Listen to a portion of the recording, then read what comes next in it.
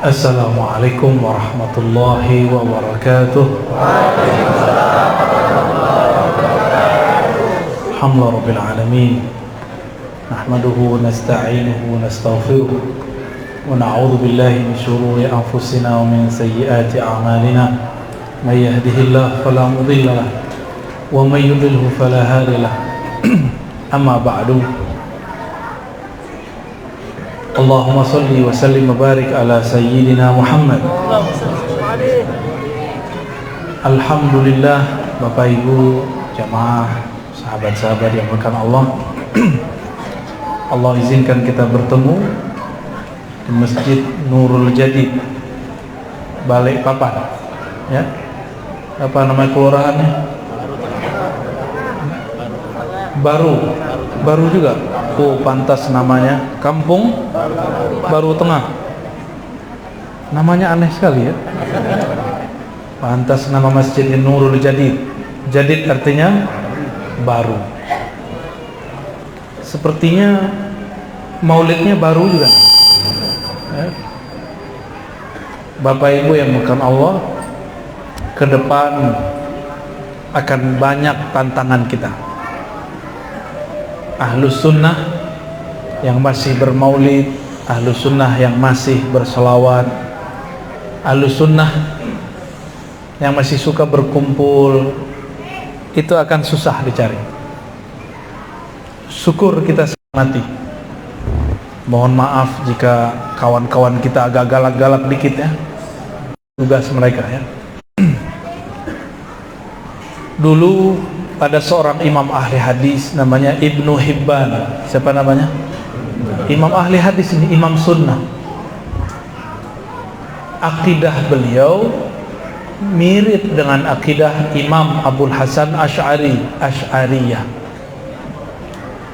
Beliau ini dia buka kajian hadis, kata karena akidah beliau tidak sama dengan akidah orang yang ada di majelis tersebut, beliau diusir dari kampungnya, bukan hanya dari masjidnya. Apa akidah beliau? Dalam kitabnya Al-Majruhin, orang-orang yang dijarah ilmunya, yang tidak dianggap berkaliber kualitas hafalannya, itu muqaddimahnya beliau mengatakan Allah Maha Suci daripada arah ataupun had, batas. Jadi Allah tidak ada arah, tidak ada batas. Maka Muhammad Rafa namanya mengatakan, guruku Ammar, Yahya ibn Ammar, berbangga mengatakan kami usir si Ibnu Hibban karena dia akidahnya dianggap sesat. Dari kelompok yang mengusir Ibnu Hibban ini muncullah namanya Ibn Abdul Hamid. Dari dia muncul namanya Ibn Zaghuni. Nanti 2 abad setelah mereka muncullah namanya Ibnu Taimiyah. Apa akidah mereka? Belakangan dirumuskan oleh Ibnu Taimiyah, dan sampai sekarang akidah ini menjadi perseteruan di kalangan umat Islam yang disebut 3 tauhid. Al-usul as-salasah, 3 pokok tauhid. Sampai hari ini menjadi perdebatan di mana-mana, tidak hanya di Balikpapan, di Mekah, di Madinah. Di Mekah puncaknya dulu tahun 80-an. Di tahun 80-an guru dari guru kita, Abu Ya Sayyid Muhammad Alawi Al-Maliki, difatwakan kafir. Siapa yang fatwakan kafir? Murid-murid bin Baz, namanya Ibnu Mani', Ibnu Jibrin, Utsaimin. Kata mereka Muhammad Alawi, mereka nggak bilang Sayyid, Muhammad Alawi taghut Makkah, berhala di Makkah. Padahal Sayyid Muhammad ini lebih mengerti baca kitab daripada yang memfatwakan. Suatu kali diundanglah beliau oleh kerajaan. Ulama-ulama Wahabiyah yang memfatwakan hadir. Itu ulama-ulama menuntut kerajaan Saudi untuk menghukum, memenjarakan, bahkan kalau perlu mati terhadap Sayyid Muhammad Alawi Al-Maliki. Tapi berhasil atau tidak? Ternyata raja-raja di Saudi sangat hormat kepada Abuya Sayyid Al-Maliki. Dan sekarang anak-anak dari raja-raja itu sudah mulai lelah dengan sakleknya kelompok yang keras ini. Maka mereka sudah buang-buang ini, ditampunglah oleh orang Indonesia. Di sana udah nggak dipakai, Pak. Dulu perempuan di sana dilarang nyopir, sekarang nyopir. Dulu mereka buang-buang waktu mereka mengata-ngatai Sayyid Muhammad. Mereka katakan Sayyid Muhammad sesat. Sebelumnya mereka larang maulid. Maka nggak ada maulid di Mekah Madinah. Antum cari aja, tinggal aja setahun kalau nggak percaya. Ya. Dulunya ada, tapi kemudian mereka hilangkan dan mereka katakan itu syirik. Abuya Sayyid Muhammad Alawi Al-Maliki dituduh musyrik cuma karena memuji Rasulullah. Jadi antum nih nggak boleh puji siapapun. Tapi mereka kalau ketemu raja-raja puji. Sahibus sumu, sahibul ma'ani. Kalau diterjemahkan yang mulia, yang terhormat, yang tinggi. Giliran kita sebut Sayyiduna Muhammad bid'ah.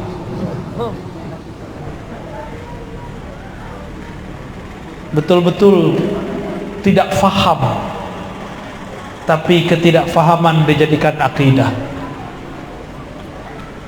Kembali kepada imam yang saya sebutkan pertama, Ibnu Hibban, itu ahli hadis. Jadi akidah ahli hadis itu apa?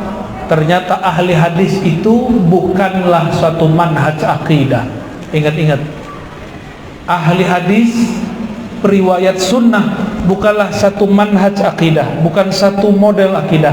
Karena di kalangan ahli hadis banyak akidahnya. Ahli hadis itu tugasnya meriwayatkan hadis, bukan meriwayatkan akidah. Paham? Maka tidak ada namanya aqidatu ahli hadis. Yang ada aqaidu, bukan akidah. Akidah banyak. Tidak ada namanya manhaj aqidati ahli hadis. Yang ada manhaj, manahij, ya, banyak manhaj. Karena ahli hadis ini juga beragam. Kita mundur, ada Imam Ahmad bin Hanbal. Imam Ahmad bin Hanbal dulu sama-sama ngaji dengan kawannya bernama Husain Al-Qarabisi. Siapa namanya? Husain Al-Qarabisi. Ini mereka kalau ngaji ke Imam Syafi'i sering khidmah dan nginap di rumah Imam Syafi'i untuk berkhidmah. Imam Husain, bahkan lebih sering Imam Husain ini tidur di rumah Imam Syafi'i daripada Imam Ahmad. Meninggal Imam Ahmad, Imam Husain Al-Qarabisi dan Ahmad pecah kongsi. Tahu pecah kongsi? Ternyata ada penyebar hoax, tukang mengadu antar imam. Nih hati-hati, ini Ustadz Habaib itu dipecah oleh bocah-bocah kecil yang manas-manasin. Dia hadir majelis A, nanti datang ke majelis B, dia jelek-jelekin. Terjadi hal itu di zaman Imam Husain dan Imam Ahmad, Husain Al-Qarabisi. Di masa Imam Ahmad, pemerintahnya bukan ahlu sunnah, tapi beraliran Muhammadiyah, bukan, beraliran Mu'tazilah. Mu'tazilahnya beragam, namanya Wasil bin Atta, ada Amr bin Ubaid, ada macam-macam. Khalifahnya bernama Al-Ma'mun. Dia suka berguru kepada orang-orang yang terlihat cerdas. Ternyata ada seorang yang terlihat cerdas berbicara. ya, namanya Bishr al-Murisi. Bishr al-Murisi akidahnya akidah Qadariyah Mu'tazilah. Dalam akidah Mu'tazilah mereka punya doktrin yang saklek tapi tidak menarik. Apa kata mereka? Al-Quran itu dicipta. Menarikkah bahas begitu? Hah? Enggak menarik kan? Al-Quran makhluk. Apa menariknya? Bagi kita enggak menarik. Tapi orang-orang Mu'tazilah ini membahas yang enggak menarik itu. Enggak penting banget ya. Apa kata mereka? Al-Quran itu kalam Allah, dicipta, makhluk. Siapa saja yang tidak mengatakan Al-Quran itu dicipta, makhluk, maka mesti ditolak riwayatnya, ditutup majelisnya, dipenjara, disiksa. Enggak penting kan? Malah kawan-kawan saya di kampus mau menghidupkan lagi akidah Mu'tazilah. Kata mereka keren, padahal dia nggak ngerti Mu'tazilah jeroannya apa. Sampailah kemudian kepada Ma'mun, khalifah zaman itu. Jadi khalifah ini belum tentu benar juga. Kekhalifahan Abbasiyah bukanlah kekhalifahan yang kita tunggu-tunggu. Bukan itu yang kita rindukan khilafahnya. Al-Ma'mun dengar bahwa ulama-ulama ahli hadis tidak satu suara. Maka ulama-ulama yang tidak sepakat dengan akidah pemerintah, akidahnya apa? Al-Quran makhluk. Maka dengan cara itu dia politisasi bab ini dan dia tangkap ulama cuma karena beda faham. Ya, akhirnya Imam Ahmad ditangkap, tapi Husain Al-Qarabisi tidak ditangkap. Kenapa? Karena pemahaman Husain tidak bisa dikalahkan oleh kelompok Mu'tazilah, padahal akidahnya beda. Husain Al-Qarabisi mengatakan Al-Quran tidak makhluk, tapi dia bisa menjelaskan. Imam Ahmad diam aja, ditanya diam. Quran makhluk atau tidak? Diam. Bagi Imam Ahmad gak penting, ya, membahas yang gak pernah dibahas Nabi gak penting. Imam Ahmad diam aja. Quran makhluk atau tidak? Diam. Makhluk atau tidak? Diam. Udah masuk penjara, tangkap langsung. Husain Al-Qarabisi dia belajar cara menjawabnya, maka dia selamat. Malah yang bingung yang nanya. Bahkan ada temannya Husain Al-Qarabisi ditanya, Quran makhluk atau bukan? Dia jawab dengan jawaban yang orang ngerti bahasa Arab ngerti maksud saya. Kalau nggak ngerti dengerin aja ceritanya ya. Di dalam Al-Quran ada kalimat inna ja'alnahu Qur'anan Arabiyyah. Sungguh kami ja'alna, bukan khalaqna. Beda gak ja'ala dengan khalaqa? Ja'ala menjadikan, khalaqa menciptakan. Beda. Kalau menjadikan barangnya sudah ada lalu dipindahkan statusnya, itu ja'ala. Seperti ini ja'ilun fil ardi khalifah, aku hendak menjadikan khalifah di muka bumi. Tadi di surga dipindahkan ke bumi. Itu Nabi Adam. Maka sahabat dari Husain Al-Qarabisi disidang, Al-Quran makhluk atau tidak? Jawaban dia apa? Innal Qur'ana maj'ulun. Sesungguhnya Quran itu ja'ala yaj'alu maj'ulan. Yang nyantri paham, yang gak nyantri bengong. Si orang pemerintah bilang apa? Orang kerajaan bilang apa? Orang kekhilafan bilang apa? Makhluk atau bukan? Dicipta atau bukan? Dijawab Al-Quran maj'ul, dijadikan, bukan diciptakan. Makhluk atau bukan? Maj'ul. Makhluk atau bukan? Maj'ul. Si yang nanya bilang makhluk, yang ini bilang maj'ul. Lalu dibacakan ayat inna ja'alnahu, ini sampai akhir ayat. Akhirnya yang nanya bengong. Ternyata yang nanya ini ilmunya cuma sampai di situ.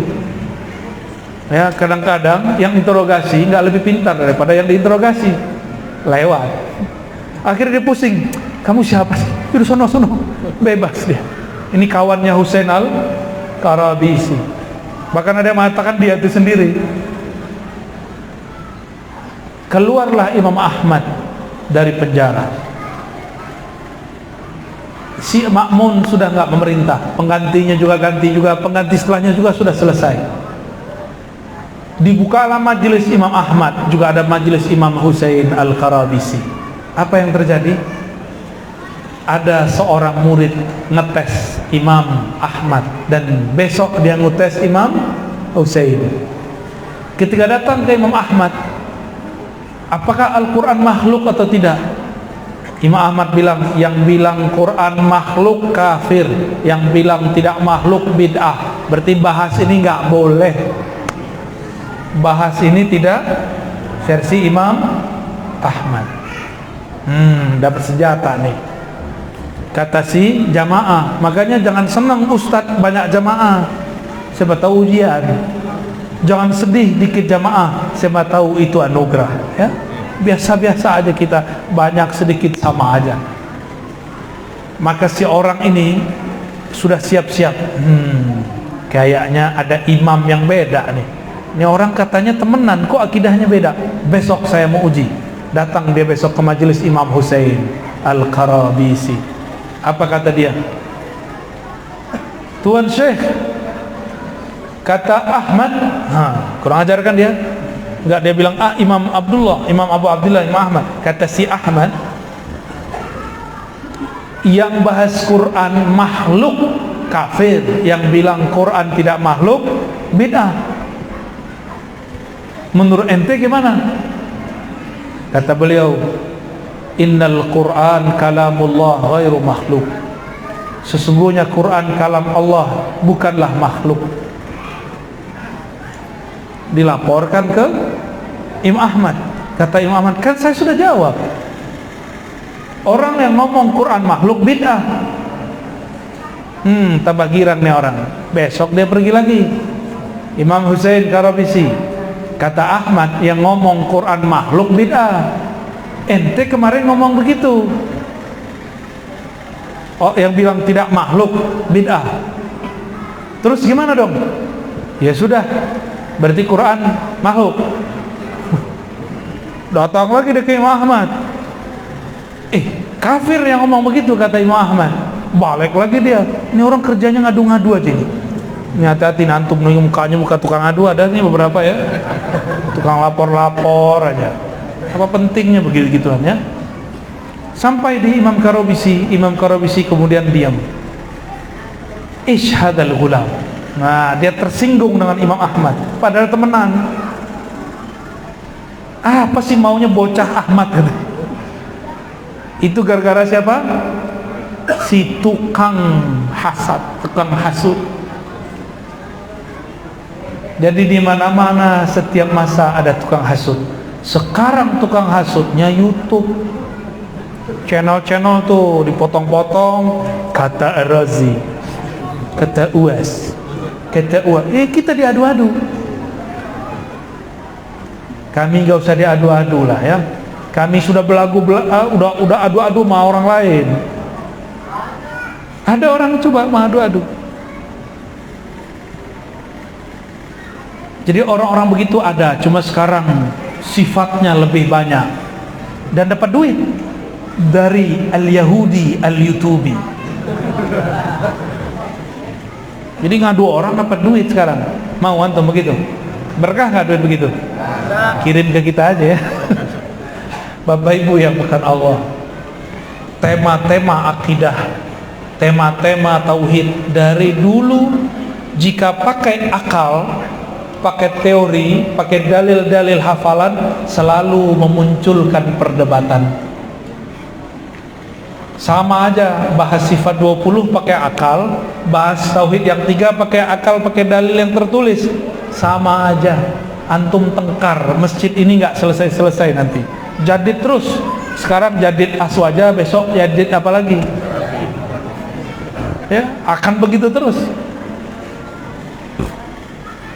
Supaya tidak begitu, harus pindah dari pembahasan akliyah kepada pembahasan qalbiyah. Cuma kan pengen tahu juga kan, sebenarnya kenapa kita tidak berakidah 3 tauhid, bener? Pengen tahu nggak? Ya. Belajar sifat 20 susah. Loh, siapa yang nyuruh kamu belajar sifat 20 ya? Cukup belajar tauhid surat Al-Ikhlas, selesai. Sifat 20 itu kan menjelaskan kalau sudah terpapar akidah yang 3 atau sejenisnya. Kalau kita ini sudah meyakini Allah bertempat, Allah ini naik turun, Allah tinggalnya di langit, ini baru harus belajar sifat 20. Kalau tidak ada masalah itu tidak perlu. Ini kejadian nih, mohon maaf kalau ada di sini Pak polisi ya, tentara. Intel ditaruh di kelompok ekstrim, malah jadi ekstrim Pak. Intel ditaruh ngintelin teroris, malah dia jadi pro teroris. Kenapa? Tidak diberikan penjelasan mengenai akidah mereka apa. Dia seorang muslim mengintelin muslim, yang dia dengar ayat-ayat. Apanya yang salah ini? Emang semua orang yang baca ayat benar? Antum tahu nggak waktu dulu Nabi Adam digoda oleh syaitan, oleh iblis, itu pakai nama Allah. Kata iblis, wallahi ya Adam, demi Allah wahai Adam, saya ini sudah lama di surga, kamu kan pendatang baru, lebih tahu saya lah rahasia di surga. Itu pohon itu membuat engkau kekal, syajaratul khuldi kalau bahasa kita. Dia menyebut wallahi ya Adam. Kata siapa? Kata iblis, pakai nyebut demi Allah. Itu Nabi Adam terpengaruh oleh iblis. Apalagi baca ayat surat Luqman ayat sekian, dalil tauhid rububiyah. Surat ini ayat sekian, dalil tauhid uluhiyah. Akhirnya kata kawan, iya juga ya, ayatnya kan benar. Kalau setiap orang pakai ayat benar, maka kita tidak boleh mengadili, tidak boleh menghukumi teroris. Coba teroris yang paling terkenal sampai sekarang yang ngebom Bali, siapa namanya? Ar-Razi. Itu bukan saudara saya Mas, namanya Ar-Razi. Satu lagi imam yang punya laut, Imam Samudra. Itu buku dia dibaca, ternyata dia menghalalkan darah orang yang beda faham akidah dengan dia pakai ayat. Cukup dibumbui ayat, langsung tercuci otaknya Imam Samudra, pemilik laut di alam khayalnya. Termasuk saudara saya yang beda M itu, Ar-Razi. Itu pakai ayat loh. Jadi tidak semua orang pakai ayat itu benar, oke? Jadi hati-hati dengan orang yang gampang pakai ayat. Oleh karena itu ulama-ulama ahlus sunnah kita kalau kajian mereka nggak banyak nyebut ayat, karena ayat itu berat tanggung jawabnya. Ada satu hadis, betapa banyak kam min talil Quran wal Quranu yal'anu. Nggak kedengeran di luar, ma'rifatnya tak sampai. Allah. Gimana? Kedengeran nggak? Tambah nggak kedengeran?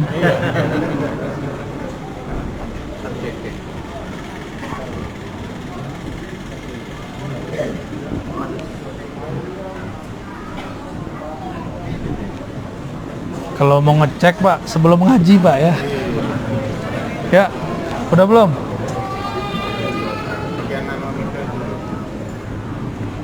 Ya, tes dulu ya. Udah. Tes. Di dalam yang nggak dengar, yang di dalam protes. Ya sudah, Bapak beresin dulu ya. Mohon maaf yang di luar. Kita tadi di mana? Oh, saudara saya itu. Emang dia saudara saya, Pak, saudara seiman. Cuma sayangnya imannya dijadikan untuk nyembelih orang, untuk ngebom orang. Kalau Nabi Muhammad itu kayak Amrozi, kira-kira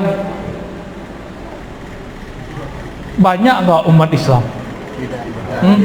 Beda dikit bom. Beda dikit bom. Gimana? Bapak tahu nggak di India, Pakistan, Bangladesh, di suatu kampung ada orang buat maulid, dibom. Kok bisa dibom? Ternyata yang ngebom ini habis ngaji di majelis yang mengatakan maulid itu syirik. Orang musyrik perintahnya qatilul musyrikina kafah. Bunuhlah semua orang-orang, perangilah semua orang-orang musyrik kafah. Akhirnya dia kalau ngelihat ada orang ziarah kubur, tawasulan, maulid, dalam hatinya ada kebencian luar biasa. Masih mending itu si Amrozi yang dibom tempat katanya sih maksiat, cuma saya belum tahu juga ya. Itu masih agak sedikit bener-bener tapi ebleng, bener-bener miring. Tapi ini lebih bahaya, majelis maulid. Mungkin teman-teman yang di polisi ingat di Cirebon Jumatan dibom. Itu yang ngebom otak dia di mana itu? Akidah dia di mana itu? Kolbu dia di mana dia taruh? Orang Jumatan, Pak. Tapi mereka sudah dicuci otaknya. Apa kata mereka, kata mentornya, kata ustadznya? Negara ini negara tauhid. Kata mereka apa? Negara ini tauhid. Apa arti tauhid? Negara yang menyembah selain Allah. Tauhidnya bernama Pancasila dan Undang-Undang Dasar. Tauhidnya bernama demokrasi. Saya mau tanya, Bapak ini nyembah demokrasi? Berarti mereka salah paham tuh. Bapak nyembah Pancasila nggak? Nyembah Undang-Undang Dasar nggak? Menjadikan itu tandingan Al-Quran nggak? Pernahkah ada orang nak membanding-bandingkan ayat yang ada di Undang-Undang Dasar dengan ayat di surah Al-Fatihah? Kali ada yang bilang, siapa yang membaca pasal 1 sampai pasal 7 di bawah sholat dapat pahala 70 kali sholat, ada nggak? Nggak ada. Berarti mereka gagal faham. Undang-undang dasar itu mirip kalau kita punya majelis, terus kita punya peraturan. Peraturannya ada di Quran nggak? Kan nggak ada, kan kita buat susun-susun sendiri. Kita cocokin ya ayatnya ini, ayatnya ini. Nomor-nomornya, susunannya bukanlah dari Quran, walaupun terinspirasi dari Al-Quran. Ini kita kasih tahu kepada kawan-kawan yang masih mengatakan undang-undang dasar sebagai tauhid, sebagai tandingan Quran. Tidak, bukan, itu nggak benar. Di rumah, di masjid ini ada peraturan nggak? Ada kan, masuk masjid harus begini, harus begitu. Itu undang-undang tandingan Al-Quran tuh gimana? Selama Covid ada peraturan baru, itu menandingi Al-Quran nggak? Antum kalau punya majelis ada peraturan nggak? Ada pasti. Boleh nggak masuk ke majelis nggak pakai baju? Hah, gimana? Kok tiba-tiba mahal kiam antum berdiri semua? Itu kan udah semacam peraturan. Di semua kelompok ada peraturan, di kelompok dia juga ada peraturan 1, 2, 3. ISIS, tahu ISIS? Ikatan suami ikut istri. ISIS itu kok jadi besar dia? Dia punya peraturan 20. Kita cek, nggak ada di Quran mengatakan daulah Islamiyah 20 macam. Nggak ada di Quran. Mereka aja buat-buat sendiri. Diklaim ini dari Al-Quran. Kan sama dengan undang-undang dasar. Kenapa undang-undang dasar nggak boleh, terus dia buat semacam nizam atau asas daripada ISIS? Kenapa dia boleh buat? Berarti gagal paham. Sama. Saya mau tanya kepada yang sedang belajar tauhid 3 bagian. Adakah di Quran pembagian 3 tauhid? Oh Ustaz, ada ayatnya. Ayat itu kan kata Ustaz ente. Ustadznya terpengaruh ustadznya terpengaruh ustadznya terpengaruh imamnya mengatakan tauhid ada 3. Coba antum buka Quran dari pertama sampai akhir, adakah kalimat tauhid dibagi 3? Nggak ada kan? Berarti yang bilang dibagi 3 siapa? Ibnu Taimiyah, imam seorang manusia. Kalau dia bukan nabi, kita boleh beda nggak? Boleh beda. Tapi mereka ini sudah terlalu melebih-lebihkan imamnya. Katanya nggak boleh melebih-lebihkan manusia. Giliran kita melebih-lebihkan Imam Syafi'i, kata dia tidak boleh ikut Syafi'i. Tidak boleh. Terus ikut siapa? Ikut Sahih Bukhari. Lah imam juga. Tidak boleh bertorikot. Bolehnya bermanhaj. Ya manhaj sama torikot artinya sama. Jalan. Manhaj itu jalan, sistem jalan. Sama artinya. Nah, yang udah belajar sifat 20 saya tanya juga, ada nggak di Quran? Aurat Amrozi kebuka tuh. Ada nggak di Quran pembagian sifat jadi 20? Ya ulama juga yang bagi. Maka kalau ada orang berbeda dengan sifat 20, bagi kita nggak masalah. Cuma nggak usah main salah-salahin. Siap saja berbeda. Ulama kita dulu sudah biasa berbeda. Itu seperguruan Imam Ahmad sama Imam Al-Qarabisi. Awal-awal mereka temenan, habis itu tengkar, habis itu baikan lagi kok. Setelah itu kan mereka baikan lagi. Setelah ketahuan ada tukang hasud, beres. Bapak Ibu yang bukan Allah, ini pengamatan saya. Tidak ada kelompok ekstrim di dunia melainkan terpengaruh oleh 3 tauhid. Percaya nggak tuh? Ini yang ngomong bukan saya, guru saya di Timur Tengah. Saya coba mengulang kembali. Pas kita perhatiin, iya, ISIS akidahnya apa? Uluhiyah, rububiyah, asma wa sifat. NII di Indonesia, uluhiyah, rububiyah, asma wa sifat diganti mulkiyah. Itu juga. Kelompok apa lagi? Bin Laden. Sama. Al-Qaeda, ya, sama. Di Indonesia, Amrozi, mas saudaranya, Imam Samudra, akidahnya sama. Dan kita belum nemu, alhamdulillah, orang belajar sifat 20 suka maulidan terus ngebom, alhamdulillah belum ketemu. Alhamdulillah belum ketemu. Kalau di Betawi, di Jakarta, itu semua orang kalau ngaji itu sarungnya jingkrang, celananya jingkrang. Bukan berarti dia kelompok itu.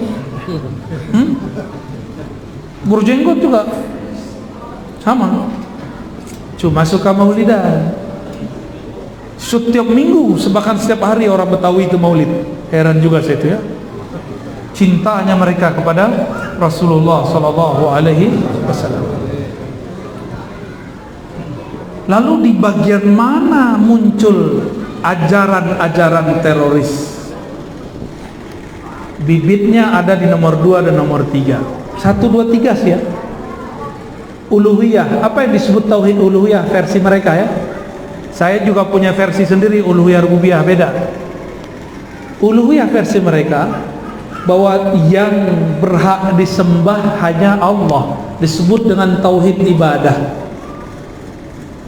Bagi kelompok ini yang betul-betul menyembah Allah cuma kelompok mereka. Asy'ariyah belum, Sufi tidak, apalagi yang maulid. Halo, yang maulid, antum dianggap tidak menyembah Allah.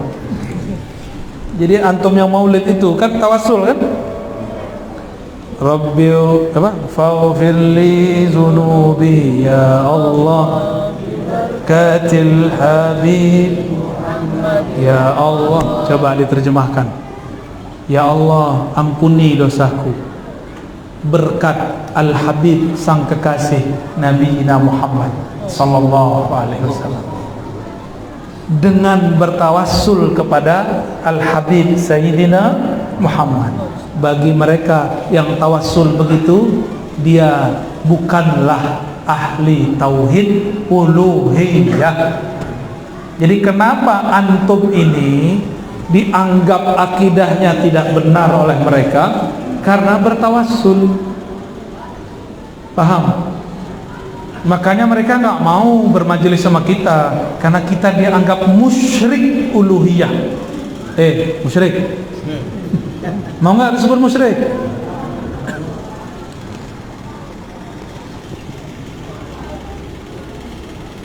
Lalu ada tauhid kedua, tauhid rububiyah. Kata mereka, tauhid rububiyah itu tauhid orang mukmin dan munafik dan musyrik dan semua makhluk, tauhidnya rububiyah. Apa arti rububiyah? Tauhid bahwa Allah lah pencipta alam semesta. Kata mereka, antum ini percayakan Allah yang ciptakan alam semesta, tapi kok masih tawassul? Berarti baru tauhid rububiyah. Makanya mereka benci sekali dengan ulama-ulama waliullah, wali-wali sufi. Kemarin kita ziarah kepada Abuya Syekh Ahmad Sarwani, kawan dari Abah Guru Sekumpul, ya, Syekh Muhammad Zaini Abdul Ghani, ya, qadallahu sirrahum ajma'in. Itu mereka nggak suka karena guru-guru kita ini mengajarkan tawassul. Bagi mereka sufi, asy'ari, maulidan itu tidak bertauhid uluhiyah, baru bertauhid rububiyah. Makanya nggak mau mereka masuk ke majelis antum, nggak bakal mau. Coba aja lihat, kita buka majelis pasti keluar. Kalaupun dengarnya dari luar, kalau nggak lewat YouTube. Benci-benci tapi cinta, nggak suka, unlike tapi dengerin. Nggak apa-apa ya, kita nggak benci kok sama dia. Ini mulai bahaya. Pakai ayat. Wala in sa'altahum man khalaqas samawati wal ard la yaqulunna Allah. Qul alhamdulillah bal aktsaruhum la ya'lamun. Surat Luqman. Jika mereka ditanya siapa pencipta langit dan bumi, mereka mengatakan Allah. Kata Ibnu Taimiyah, inilah tauhid orang musyrik. Kalau ditanya siapa pencipta langit bumi, Allah, tapi mereka tidak sembah Allah. Kata Ibnu Taimiyah, inilah tauhid para sufi. Mereka mengatakan Allah pencipta tapi tidak menyembah Allah. Inilah tauhid Asy'ari, inilah tauhid Ba'lawi. Jadi kita ini dianggap belum mukmin tauhid uluhiyah, baru mukmin separuh. Bahaya nggak ini? Tinggal masukin yang ketiga. Disinilah perdebatannya tambah panjang. Tauhid asma dan sifat. Nah ini kelompok murni salafi. Mereka masih membahas asma dan sifat. Mereka ini mengkaji akidah Asy'ariyah tidak lewat guru, tapi lewat kitab. Karena lewat kitab tidak bisa memahami kitab dengan baik. Lalu mereka menuduh akidah Asy'ariyah hanya percaya kepada 7 nama, 7 sifat. Ini ada yang pengajar pesantren nggak? Ya pasti ada. Apakah antum meyakini sifat dan nama Allah cuma 7? Nggak ada. Itu yang mesti diketahui secara akli. Adapun secara nakli semuanya. Karena banyak ayat sifat itu mana yang paling inti disebut ummahatus sifat, sifat-sifat inti. Muncullah angka 20. Dari 20 ada sifat ma'ani namanya 7. Bukan berarti sifat Allah cuma 20, nama Allah cuma 7. Berarti dia gak paham. Ibnu Taimiyah sendiri imam mereka gak ngerti. Ibnu Taimiyah mengatakan kelompok Asy'ariyah hanya percaya 7 nama. Kan gak nyambung. Berarti ketahuan. Imam Subki sadar, apa kata beliau? Ibnu Taimiyah tidak ngaji dari guru-guru kami. Dia cuma baca buku lembaran-lembaran kitab. Kalau dulu orang otodidak baca teks. Kalau sekarang nonton YouTube atau googling. Masa? Tahu nggak antum? Saya pulang dari Cirebon, di samping saya ada orang pakai jaket keren, berjenggot dikit kayak kita, panjangan jenggot kita sih ya, lebih ahlu sunnah saya lah. Dia tiba-tiba mau sholat, nggak tahu sholat apa, jamak atau apa. Tapi aneh, dia sholat maghrib dikosor jadi 2. Maghrib dikosor jadi 2, digabung dengan sholat isya, jadi maghrib sama isyaknya 2. Canggih sekali. Saya dengar dia begitu, saya bilang, maaf bang, maghrib itu ganjil, tidak boleh dibagi. Kalau dibagi 3 bagi 3 1, bagi itu 2 bagi 2 jadinya. Dia lihat saya pakai jaket saya kebetulan agak lebih bagus. Jaketnya waktu itu jaket dari luar ya, ada yang beliin. Dia lihat kayaknya bukan ustadz nih, kayaknya orang suka motor moge. Jaketnya untuk itu, tapi motor mogenya nggak punya. Lalu seorang lihat, dilihatin saya dari atas sampai ke bawah. Kayaknya dia lagi cek sarung saya ya, bukan pakai celana. Lah Levi's. Pas dicek nggak jingkran. Apa kata dia? Tunggu ya, saya cek di Google dulu. Dia nggak tahu di sampingnya dokter. Tapi saya senang, saya girang sekali itu, alhamdulillah bisa nyamar. Dalam hati gedek juga, aku dibandingin sama Google. Iya, setengah jam dia cari. Kita perjalanan dari Cirebon ke Jakarta, setengah jam. Saya udah tidur ngantuk. Dia bilang, "Wih, dapat." Anda benar. Ini orang nggak punya adab. Guru dinilai pakai Google.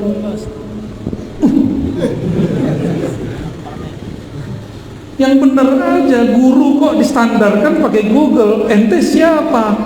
Ente Ibnu Google. Google yang buat tahu kan? Yahudi yang buat. Katanya anti Yahudi ya. Banyak yang begitu kan? Aduh Ustaz, cek dulu, agak ada di YouTube. Ya salah. Emang kalau nggak ada di YouTube terus bukan Ustaz gitu. Saya punya guru, itu beberapa guru saya nggak pernah masuk YouTube, nggak muat. Itu handphone yang kekecilan. Nggak ada di YouTube, tapi ilmunya jauh di atas kita. Jadi jamaah ini jangan menghakimi guru pakai guru Google. Itu bid'ah baru, manhaj sekarang ya, manhaj al-jadid dari Masjid Nurul Jadid. Wah, udah mau jam 10 nih, sama jamnya. Tapi ada kelompok yang jadi teroris. Ini kalau yang masih murni paling debatnya sunnah bid'ah, syirik, sunnah bid'ah, syirik, itu aja tuh. Ada kubur samping masjid, rame. Apalagi di depan masjid, rame. Tidak boleh sholat yang ada kuburan di masjid. Loh, apa urusannya? Emang ente jamin ente sholat itu di bawah nggak ada kubur?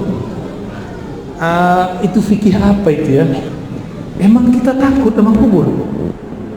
Emang kalau kita sholat di kubur iman kita rusak? Berarti antum ini makhluk simbol. Horor, ketemu simbol takut.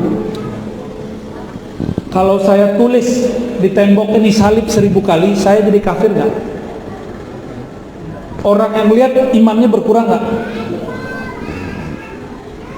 Kenapa? Ketika orang nanya, Ustadz, kok bikin salib? Enggak, saya bikin plus.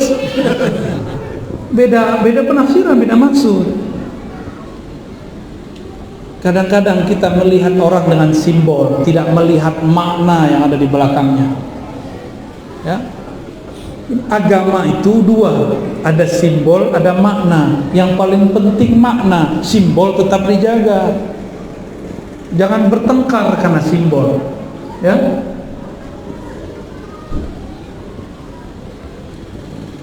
Ada kelompok yang dipengaruhi ajaran salafi, tapi mereka sudah bukan salafi lagi, disebut jihadi. Mereka lah yang jadi kelompok teroris di semua wilayah di dunia. Apa akidah mereka? Semoga negeri ini dijaga oleh Allah dari kelompok mereka, amin ya rabbal alamin. Mereka mengatakan tauhid yang ketiga bukan asma dan sifat, mereka ganti. Tauhid ketiga, tauhid mulkiyah, tauhid kekuasaan. Bahwa kekuasaan yang mesti ada hanya kekuasaan Allah, hukum yang ada hanya hukum Allah. Itulah cita-cita ISIS. Berhasil nggak? Gagal nggak? Di Afghanistan dulu gagal nggak? Gagal juga. Maka sekarang Taliban aja ganti siasat. Kita belum tahu nih dia makhluk apa sih sebenarnya Taliban ini. Karena Taliban 20 tahun yang lalu akidahnya 3 itu. Mereka menghancurkan pusat-pusat sufi, menghancurkan situs-situs bersejarah karena takut dengan simbol. Sekarang agak adem nih, kita nggak tahu. Tunggu dulu, jangan puji-puji dulu, jangan juga kritik-kritik terlalu pedas. Kita hati-hati. Cuma saya punya pendirian sendiri, penelitian saya sendiri, ya. Bahwa penelitiannya ini agak sulit terima oleh orang yang tidak mau membuka pikirannya. Bapak cari semua kelompok teroris akidahnya sama. Yang ketiga uluhiyah rububiyah, yang ketiga ya mereka ganti juga dengan istilahnya hukmiyah. Tauhid bahwa tiada hukum kecuali hukum Allah.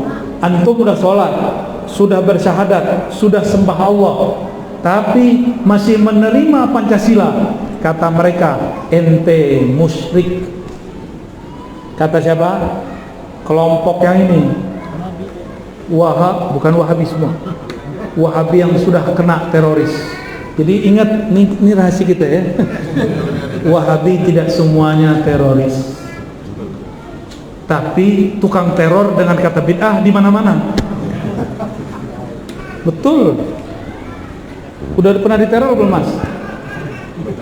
Jenggotnya kan nggak ada. Itu al-bid'ah itu. Jangan dekat-dekat saya, kena bully. Tapi bulinya bully cinta ya. Ini ajaran mereka nih. Ajaran mereka ini. Inilah kelompok yang berbahaya. Tapi ingat, yang berakidah asma wa sifat ini, jika dibakar dikit pindah dia. Bakar dikit kelompok ini, pindah dia ke sini. Ada caranya, kayak brainwash namanya, cuci otak, pakai doktrin. Caranya gini, akhi, ini negeri katanya Islam, tapi hukumnya Pancasila. Coba lihat, ulama sudah banyak ditangkap, habib sudah banyak masuk penjara. Ini tidak ada jalannya kecuali hanya jihad. Karena mereka berhukum dengan hukum tauhid, maka semuanya terjadi kriminalisasi. Mari kita terapkan tauhid yang ketiga, tauhid beres itu dah. Jadi kelompok yang ini nih, yang bertauhid asma wa sifat ini kalau ketemu guru bukan aliran Wahabi Saudi, tapi Wahabinya Sururi, selesai sudah. Jadi kalau Wahabinya Wahabi Saudi, mereka nyebutnya Salafi ilmi, itu masih aman Bapak ya. Paling telinganya ditebel-tebelin dikit, dibilang bid'ah ya. Matanya jangan emosi kalau ngeliat statusnya, santai aja ya, masih aman. masih aman. Kenapa? Di Saudi mereka sampai sekarang pun tidak berani berontak, karena difatwakan oleh imamnya. Kalau di sini kan demokrasi haram, di sana mereka nggak berani bilang kerajaan monarki haram, nggak berani, karena mereka hidup di situ. Fatwa itu diimpor ke Indonesia, makanya mereka pada golput. Bahaya Pak kalau golput. Ini jangan ada yang golput nanti ya. Itu Sudan, pecahan satu lagi namanya Ethiopia. Ethiopia karena di situ ada kelompok-kelompok yang memfatwakan haram nyoblos. Itu demokrasi tauhid. Akhirnya orang Islam nggak mau kecuali sedikit. Yang senang agama sebelah. Sekarang mereka pisah negara dan sudah beda azas negara. Rasain kalian, ya. Mau begitu? Kalau semua orang Islam nggak mau nyoblos, apa yang terjadi? Pakai pikiran dong, ya. Ini fikih bukan akidah. Dalam fikih boleh kita tuker-tuker. Fikih di Saudi tidak ada pemilihan umum. Kita RT aja pemilihan, benar nggak? Benar. Ada PRT di sini? Selamat susah. Selamat susah ngurusin orang. Di kompleks saya itu terjadi perseteruan asik. Itu nurunin RW aja susah. Ini menurunin presiden. Ya salam. Kita boleh nggak suka, tapi jangan kemudian berontak. Ya, antum boleh kritik, tapi jangan kemudian mengajarkan terorisme. Ajaran Ahlus Sunnah wal Jamaah di mana-mana mengajarkan tidak boleh memberontak, membantu pemberontak. Maka hati-hati jika ada donasi-donasi. Ayo bantu Surya, hati-hati, ntar kirim duitnya kemana? Orang Indonesia ini kan baik-baik, duitnya banyak. Beneran duitnya banyak. Orang Balikpapan duitnya banyak sih. Ada Pertaminanya yang duit banyak. Tetangganya melarat. Tetangganya batu bara ya? Wah, ini sakunya berat itu Pak. Bapak Ibu yang melakukan Allah, ke depan kajian begini, ini bukan berarti meredam. Mungkin yang redam antum, mereka tidak. Maka kita perkuat barisan kita. Kenapa saya bahas begini? Supaya antum kemudian tidak linglung. Bedanya akidah kita dan mereka apa? Ini bedanya, ya. Jadi jangan ragu lagi, ya. Dan terakhir saya mau sampaikan, di masa Rasulullah tidak ada tuh bagi-bagi tauhid, uluhiyah, rububiyah, asma sifat. Juga nggak ada pembagian sifat 20, nggak ada. Dulu cukup katakan la ilaha illallah Muhammadur Rasulullah. Cukup katakan qul huwallahu ahad Allahus samad lam yalid wa lam yulad wa lam yakul lahu kufuwan ahad. Lalu bersyahadat ke Nabi Muhammad, meninggal, selesai. Lalu kenapa muncul teori tauhid sifat 20? Karena Al-Quran dibaca oleh yang bukan ahlinya, maka perlu disebutkan kaedah-kaedah. Jika belajar hukum Islam, kaedahnya ada di fikih. Fikih kita mazhab Imam Syafi'i. Dalam ilmu akidah itu juga dirumuskan. Imam Syafi'i tidak sempat merumuskan, tapi beliau sempat mengalamkan sesuatu yang kalamnya diriwayatkan juga oleh imam-imam kita ahli akidah. Maka kalau ingin akidah, kita ikut imam yang sudah merumuskan kaidah-kaidah itu supaya tidak terkeliru. Dalam bab tasawuf, supaya tidak terjebak kebatinan juga sama.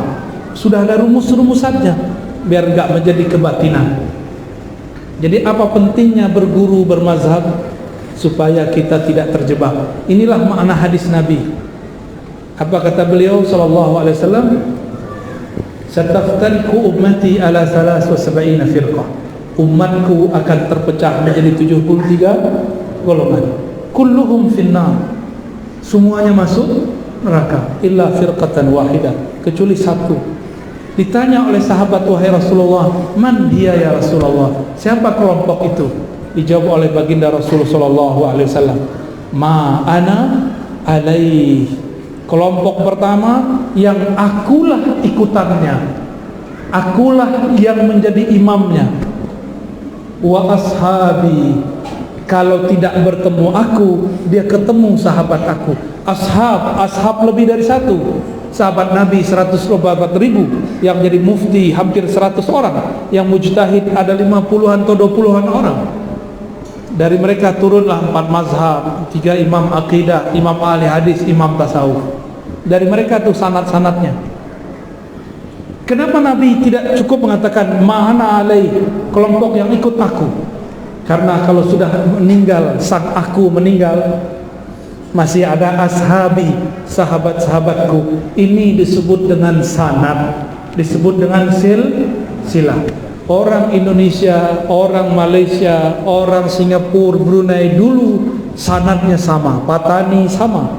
Dulu semua bersanad ke ulama Makkah. Tapi Makkah sudah berubah, ya. Ilmunya pindah ke negeri kita, alhamdulillah.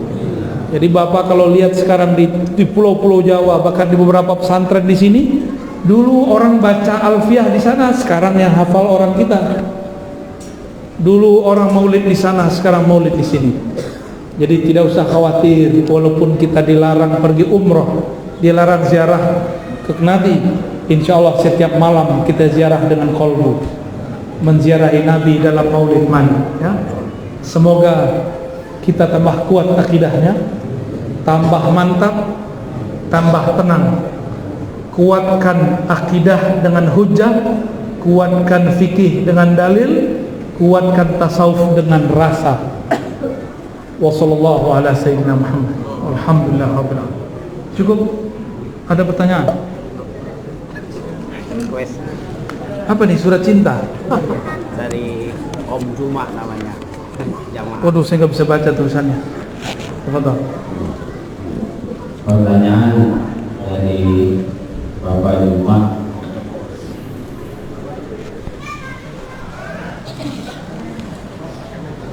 Pelaku sholat membaca syahadat hanya dalam ucapan sebagai saksi dan menyaksikan di dalam pandangan hukum syahadat benar. Tapi bagaimana dalam pandangan hukum tauhid dan hakikatnya? Sekarang ini kita sudah tidak sejaman lagi dengan Nabi Muhammad SAW. Rasulullah hanya sekadar ucapan syahadat, tahu artinya saja, tidak tahu maknanya. Sempurnakan perbuatan ibadah sholat sebagai saksi dan menyaksikan itu. Bagaimana pandangan Al-Quran dan hadis? Pertanyaannya, apakah sebenarnya syahadat itu? Apakah isi syahadat dan tujuannya? Apa kesempurnaan daripada syahadat itu? Terima kasih, saya ucapkan atas jawabannya guru. Semoga diberi kesehatan yang baik dan sempurna. Amin. Hormat saya Juma Khairul. Sesuai dengan namanya, Juma, ngumpul-ngumpulin. Pertanyaannya banyak amat ya.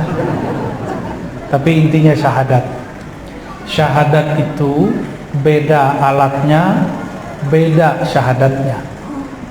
Beda sumbernya, beda syahadatnya. Syahadat mata memandang, syahadat telinga mendengar, syahadat lisan berikrar, syahadat kolbu bertasdik, percaya. Syahadat ruh kembali kepadanya. Beda ya. Terus terjawab nggak semua? Udah terjawab semua itu. Antum ulang pertanyaannya, semuanya di situ. Ya. Syahadat mata mandang. Rasulullah secara fisik sudah wafat. Telinga kita, mata kita masih lihat orang yang punya guru, gurunya bersambung silsilahnya kepada Nabi. Ada yang nasabnya bersambung ke Nabi, ada yang silsilah ilmunya bersambung kepada Nabi. Masih ketemu nggak? Masih ketemu. Saya itu dapat satu musalsal dari guru saya, Syekh Ahmad Marwazi, ya, Kiai Betawi lama di Mekah. Apa kata beliau? Guruku Syekh Yasin berkata, aku melihat kepada guruku. Gurunya berkata, aku melihat guruku. Guru yang di atas ngomong terus. Lalu sampai kepada sahabat. Sahabat Nabi mengatakan, aku memandang kepada Nabi Sallallahu Alaihi Wasallam. Dan itu diijazahkan, namanya musalsal. Gak cukup pakai ijazah lisan, harus kemudian dibacakan. Saya pun memandang guru saya Kiai Ahmad Marwazi, yang memandang orang yang memandang Rasulullah Sallallahu Alaihi Wasallam. Maka ini pun namanya syahadat bersanad, karena masih pakai mata, pakai telinga. Kalau kolbu syahadatnya berikrar, akal syahadatnya mengisbat, menerima, sama dengan kolbu, cuma beda dimensi. Sabar, kalau ruh nanti, semoga kalau ilmu ma'rifatullahnya sudah turun, ruhnya juga bersyahadat, berpulang kepada Allah. Inna lillahi wa inna ilaihi raji'un. Jadi inna lillahi itu syahadatnya ruh, pulang kepada Allah. Jadi syahadat itu banyak. Syahadat pulang innalillah. Di perut ibu kita juga syahadat, di alam ruh kita syahadat. Sebelum itu masih nur juga ada syahadatnya. Ada syahadat semua. Syahadat itu persaksian, beda masa, beda syahadat, beda arah, beda syahadat. Ya, syahadat di zaman Nabi Musa, asyhadu an la ilaha illallah wa anna Isa ruhullah wa kalimatullah. Ya, barangkali begitu ya, Bang Juma, Pak Juma. Juma itu artinya ngumpul-ngumpulin pertanyaan ya. Wallahu a'lam bis-shawab. Satu. Baca. Ada lagi satu pertanyaan untuk satu.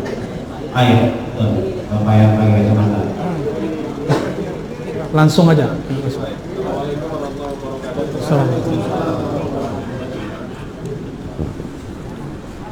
Assalamualaikum warahmatullahi wabarakatuh. Assalamualaikum. Nama saya Muhammad Tiar.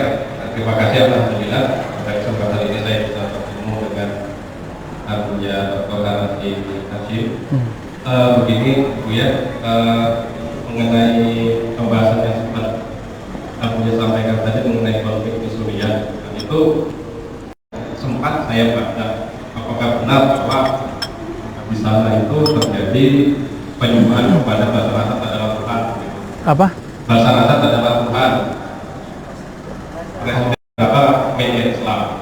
Di satu sisi kita mempunyai seorang profesor atau Syekh Ramadan Al-Buti.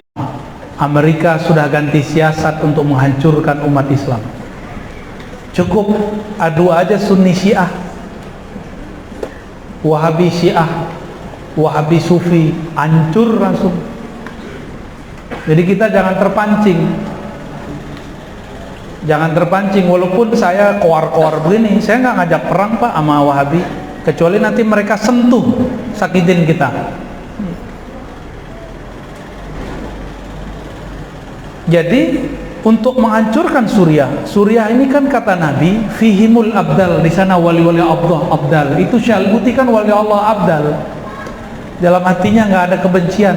Abdal itu penciriannya satu, salamatus sadr, hatinya selamat dari kebencian. Ketika Bashar Assad itu diisukan Syiah, diisukan ini Al-Buti, disebutkan penjilat, saya kan murid anaknya. Gak lama setelah itu beliau datang ke Indonesia dan kami ketemu di satu pertemuan di UI, pertemuan terbatas. Kita tanya, benar gak seperti itu? Ternyata gak benar. Itu main media. Jadi musuh-musuh Allah itu sekarang ngadu kita lewat sosial media. Gak ada itu orang-orang di Suriah itu mengatakan Assad itu Tuhan, itu gak ada. Bashar Assad ini dia keluarga Syiah Ulwiyah, keluarganya, tapi istrinya Sunni, menteri-menteri dia Ahlus Sunnah, dan dia ikut maulid Nabi Ahlus Sunnah.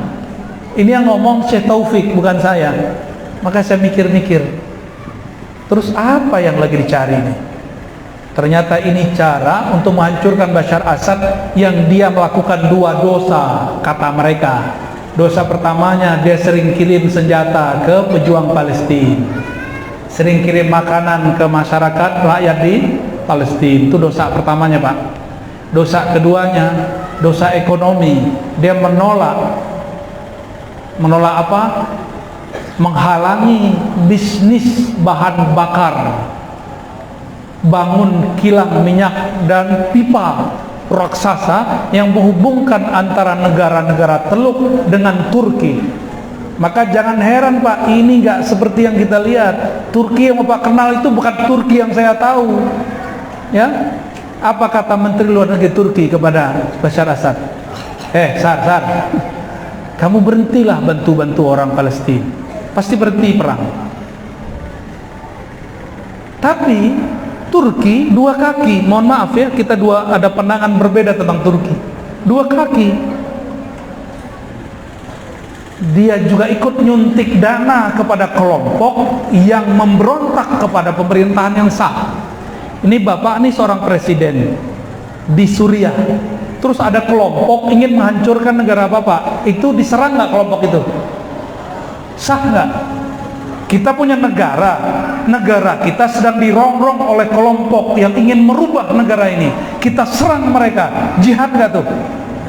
Tapi dibalik, karena pakai media, cukup bawa nama Allah, bawa nama Rasulullah, gimana?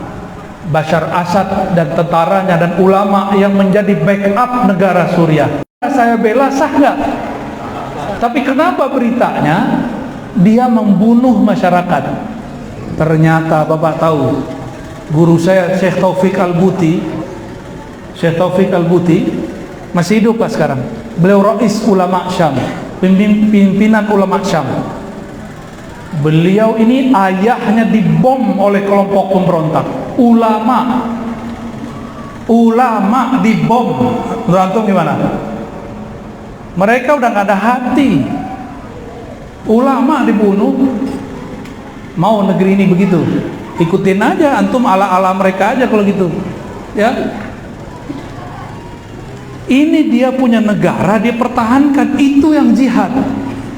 Tapi berita dibalik, kelompok yang memberontak menyebut dirinya jihad. Di Aleppo, itu negeri kota tua, sudah ada semenjak Nabi Ibrahim. Itu negeri, ulama-ulama kita banyak di sana. Mursyid ahli hadis banyak di sana. PDAM-nya dibom pakai takbir. Ngebom PDAM pakai takbir. Kira-kira nasib masyarakat gimana? Bisa minum nggak? Mereka 3 bulan tidak ada air bersih. Itu disebut jihad. Jihad apa jahat? Jahat. Mau Indonesia digituin? Tidak. Kalau ada yang begitu, habisi. Nggak ada ceritanya.